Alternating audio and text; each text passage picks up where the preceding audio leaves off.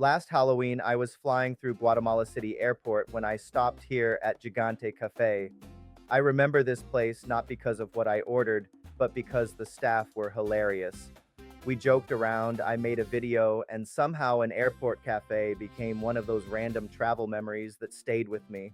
So almost a year later, I'm back, and of course, I had to stop at Gigante again.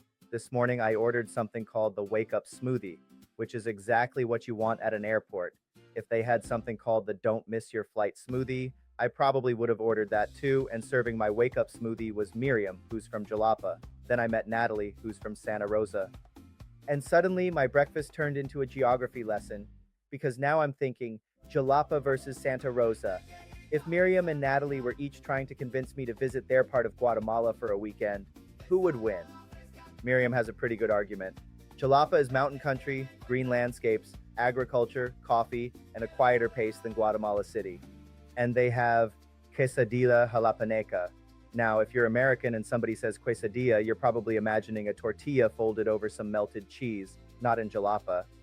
Their quesadilla is a sweet, cheesy bread. I don't understand how Guatemala got away with calling that a quesadilla, but I want one, so Miriam is winning.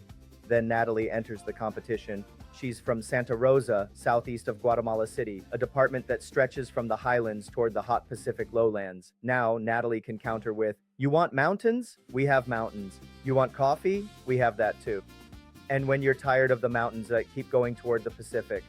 Okay, now Natalie is winning. So Miriam has Jalapa's mountains and quesadilla. Natalie has Santa Rosa and the road toward the Pacific. And I'm sitting between them drinking a wake-up smoothie at the airport. Somehow I got the least exciting destination, but this is exactly why I like talking to people when I travel. You can walk into a cafe knowing almost nothing about the person serving you. Then you ask one simple question, "Where are you from?" And suddenly you've got another part of Guatemala to discover. That's what happened here. Last Halloween, Gigante was just a place where I stopped before a flight.